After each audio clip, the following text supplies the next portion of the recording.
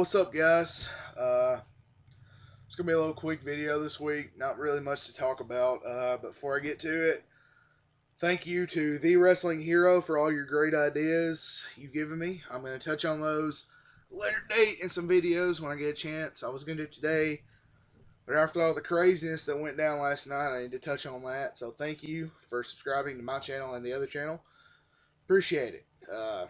And also, on the Tennessee Valley Wrestling Crew website, me and Nick posted a video giving our thoughts on Survivor Series, and we've reached one of our goals. We're at 100 subscribers, well, actually 101. So thank you to everybody that's ever subscribed to us. Thank you to everyone that has ever encouraged us, give us some encouragement, but we really appreciate it.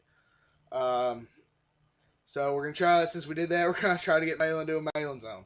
I said if we got to 100 subscribers, I would try to get him to do a Malin zone. So I'm gonna try to get him to do one more Malin zone.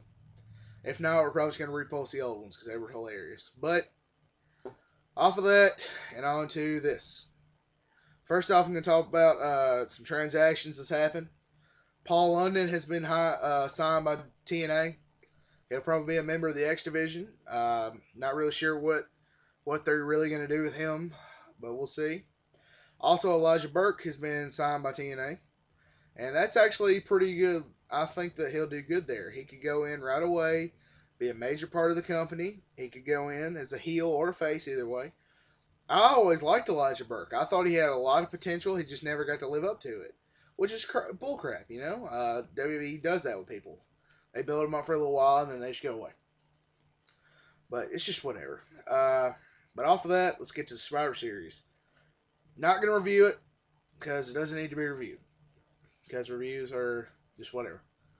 But I am going to talk about, we have two new champions to come out of Survivor Series.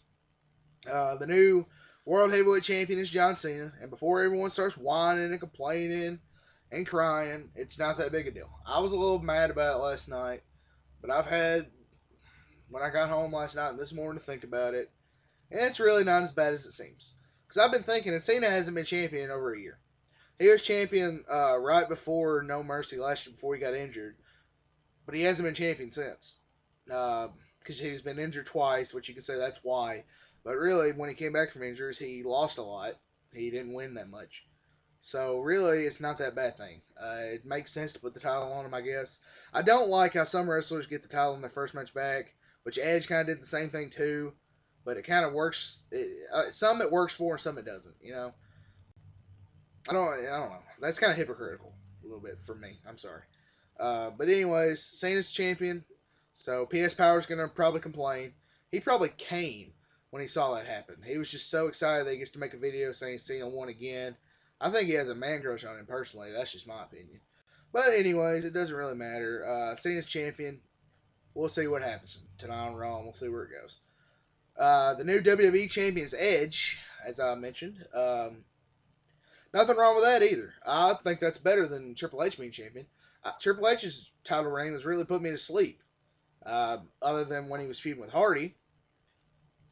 So I think Edge being champion is good for the company. I think he can have some good feuds with Jeff Hardy for the title. Yeah, probably a good feud with Triple H, because him and Triple H could probably have some good matches together.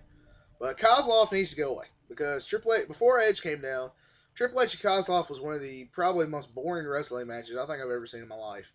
I seriously cannot. There was a lot of noise while I was watching this pay-per-view because some people were being idiots, but I couldn't. It just couldn't keep my attention. You know, I was like halfway asleep during that match. But Edge came out. He speared Triple H, then he speared Kozlov, and then Jeff Hardy come running out, and I'll touch on his storyline last. He hit Triple H with the chair. No, he meant to hit Edge, and he accidentally hit Triple H with the chair. Then he hit Kozlov with the chair, and then Edge speared him, and then pinned Triple H for the title. So he's the champion.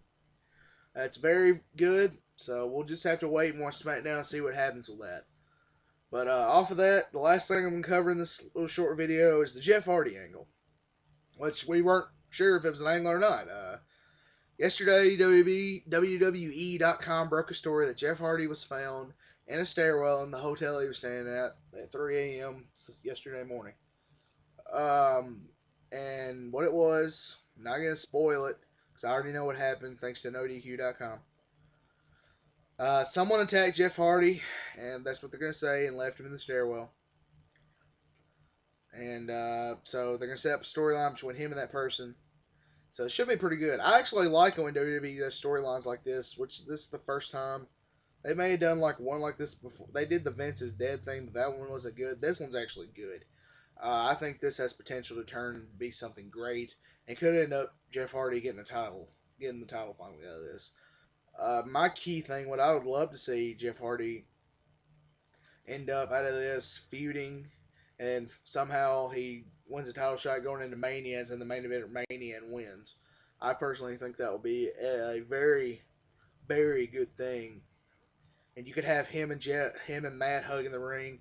Matt is the ECW champion, and Jeff's WWE champion. Even though the ECW title doesn't have as much prestige anymore, but still, it's still okay, you know. So, but I really like what they're doing with Jeff Hardy right now. I think it's pretty good. That's really all I got for this week because it was kind of a down week. I didn't even watch Impact this week. I don't know what happened. If anybody knows, let me know. It's been a busy week, so that's really all I got.